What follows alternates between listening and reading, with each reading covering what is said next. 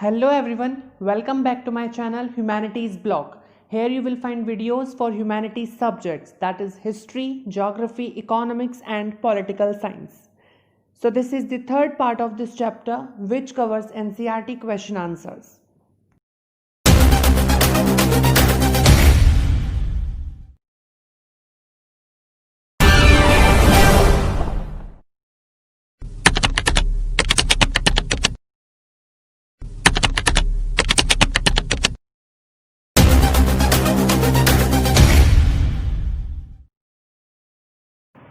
सो NCERT questions में सबसे first MCQ आता है हमारा which one of the following types describes water as a resource.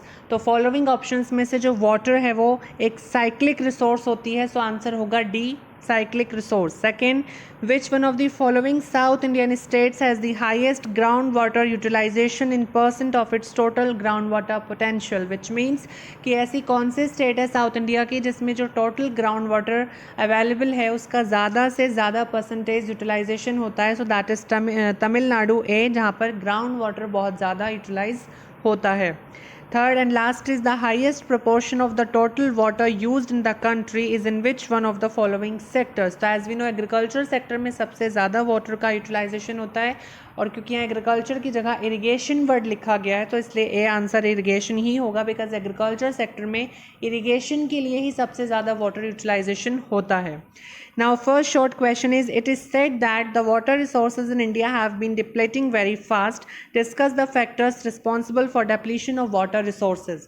तो ये आंसर हमें मतलब जितने भी एनसीईआरटी क्वेश्चंस हैं वो सारे ही हमारे नोट्स में से हैं और चैप्टर के थ्योरी में से हैं। सिर्फ हमें अंडरस्टैंडिंग करके चैप्टर की हम बहुत इजीली आंसर्स क्रिएट कर सकते हैं। तो क्वेश्चन इज़ कि वाटर रिसोर्सेज इंडिया में बहुत तेज़ी से डेप्लीट हो रही हैं, ख़त्म हो रही हैं, ऐसा कहा गया है। तो वो फैक्टर्स बताइए जो इसके लिए रिस्पॉन्सिबल हैं। तो फर्स्ट रीज़न हो जाएगा पॉपुलेशन इंक्रीज़ हो रही है जिस वजह से पर हेड अवेलेबिलिटी वाटर की कम हो रही है। इंडस्ट्रीज़ में बहुत ज़्यादा वाटर का यूटिलाइजेशन है। इसके अलावा हमारे एग्रीकल्चरल विदाउट वाटर हम सोच भी नहीं सकते। तो ये सारे रीजंस हैं जिस वजह से वाटर का यूटिलाइजेशन बहुत ज़्यादा हो रहा है और वो डेप्लीट हो रहा है। Second is what factors are responsible for the highest ground water development in the states of Punjab, Haryana and Tamil Nadu. तो ये वो स्टेट्स हैं जहाँ ग्राउंड वाटर का यूटिलाइजेशन सबसे ज़्यादा होता है, क्योंकि जो सरफेस वाटर है वो सारा हमारा इरिगेशन के लिए यूटिलाइज कर लिया जाता है, बाकी डोमेस्टिक यूज़ के लिए ग्राउंड वाटर का यूटिलाइजेशन होता है और बहुत हाई लेवल पर होता है। Next one is, why the share of agricultural sector in total water used in the country is expected to decline. अभी तो सबसे ज़्यादा इंडिया में वाटर का यूटिलाइजेशन एग्रीकल्चर सेक्टर ही कर रहा है, लेकिन वो कम हो जाएगा, ऐसा हो सकता है या ऐसा क्यों होगा?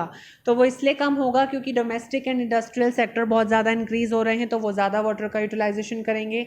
इसके अलावा हमारे वाटर रिसोर्सेज डेप्लीट हो रही हैं, पॉपुलेशन बहुत ज़्यादा इंक्रीज़ हो रही है। तो ये बहुत सारे रीजंस हैं जिस वजह से एग्रीकल्चर का जो शेयर है फॉर द, और क्योंकि इरिगेशन से निगेटिव इम्पैक्ट्स भी होते हैं इसलिए इसका शेयर डिक्लाइन हो सकता है।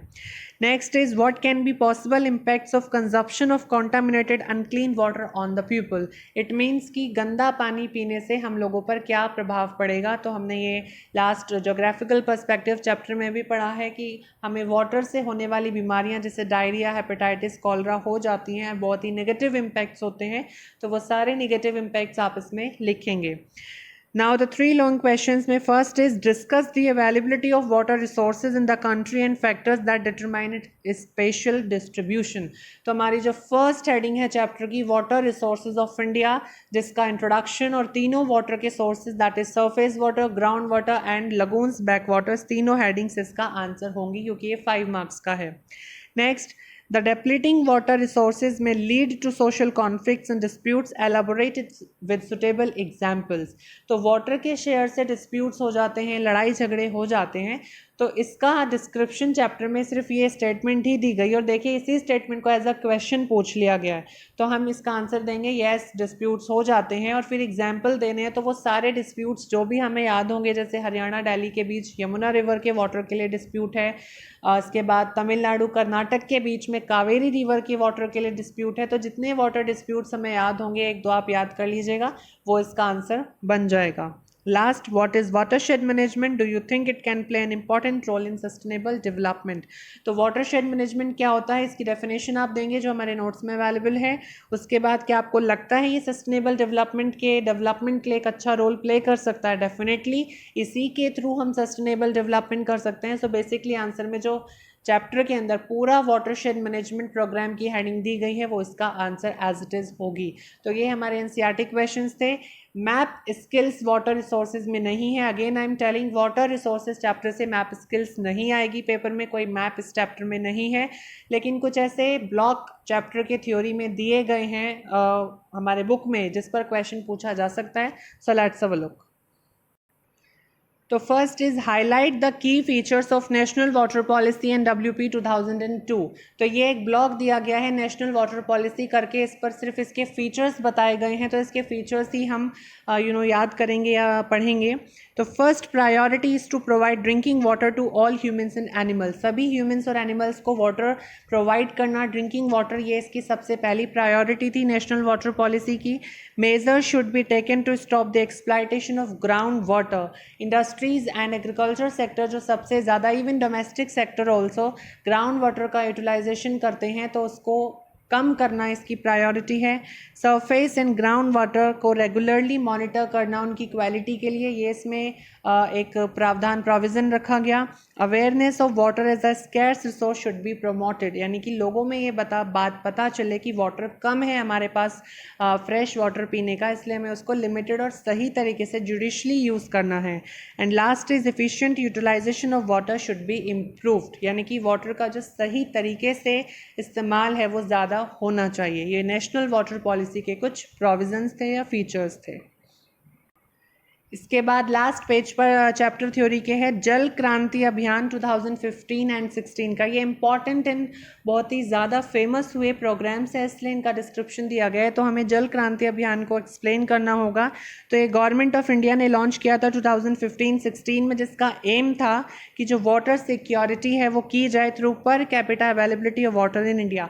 तो हमने पढ़ा है कि पॉपुलेशन इंक्रीज होने की वजह से एक व्यक्ति के ऊपर जो वाटर अवेलेबिलिटी है वो कम हो रही है. तो इस वाटर अवेलेबिलिटी को एक पर्सन की नीड के अकॉर्डिंग सिक्योर करना, मैनेज करना, इसका प्रोविज़न था. The following work has been done under this project. तो ये सारे काम इस प्रोजेक्ट के तहत किए गए, जैसे selection of one village water stressed village. यानी एक ऐसे विलेज को देखा जाए, मतलब डिस्ट्रिक्ट्स में या पूरे ब्लॉक में जहाँ पर पानी की बहुत ज़्यादा कमी है. सो इन 672 डिस्ट्रिक्ट्स ऑफ इंडिया में ऐसे विलेजेस को आइडेंटिफाई किया गया जिनमें वाटर की बहुत ज़्यादा कमी थी और उनको जल ग्राम के नेम से कंसिडर किया गया. Identification of model command area in different parts of India. और इसी तरीके के एरियाज़ को पूरे इंडिया में आइडेंटिफाई किया गया जहाँ पर वाटर की कमी है और कहाँ से वहाँ वाटर अवेलेबल किया जा सकता है, उन एरियाज़ को भी सर्च किया गया. पॉल्यूशन का रिडक्शन करना, अवेयरनेस क्रिएट करना वेरियस मीन्स के थ्रू, ये जल क्रांति अभियान ऑफ 2015 एंड 16 के प्रोविजंस थे. और ये क्वेश्चन हमारा एनसीईआरटी में भी आया है that what are the implications of using ground water in drought prone areas of Rajasthan, Gujarat, Maharashtra and Tamil Nadu. तो इन स्टेट्स में बेसिकली ग्राउंड वाटर का बहुत ज़्यादा यूटिलाइजेशन होता है. अब एक क्वेश्चन इसको बदल कर ये दे दिया गया है कि ड्रॉट प्रॉन एरियाज़ हैं ये, तो यहाँ पर ग्राउंड वाटर का ज़्यादा यूटिलाइजेशन करने के रिजल्ट्स क्या होंगे, इम्प्लीकेशंस क्या होंगे. तो इम्प्लीकेशन यही है कि ग्राउंड वाटर डेप्लीट हो जाएगा इन स्टेट्स में. फ्लोराइड कंटेंट बहुत ज़्यादा बढ़ जाएगा. फ्लोराइड कंटेंट का मीन्स है जब ग्राउंड वाटर कम होगा तो वहाँ पर जो भी रॉक्स एंड ऑल हैं वो ज़्यादा इंक्रीज़ हो जाएंगे. और एर्सेनिक की मात्रा पानी में मतलब इंक्रीज़ हो गई है वेस्ट बंगाल एंड बिहार के ग्राउंड वाटर में. जो एर्सेनिक मिनरल होता है which is a dangerous to human health, वो ग्राउंड वाटर में मिक्स होना शुरू हो गया है. तो ये इसके इम्प्लीकेशंस हैं कि ग्राउंड वाटर को इतना ज़्यादा ओवर यूटिलाइजेशन वहाँ पर किया जा रहा है. So the chapter water resources from the unit number 3 resources and development of India people and economy book is completed by all means. आप मेरे चैनल का बेल आइकन हिट कर सकते हैं for the upcoming videos of next chapters.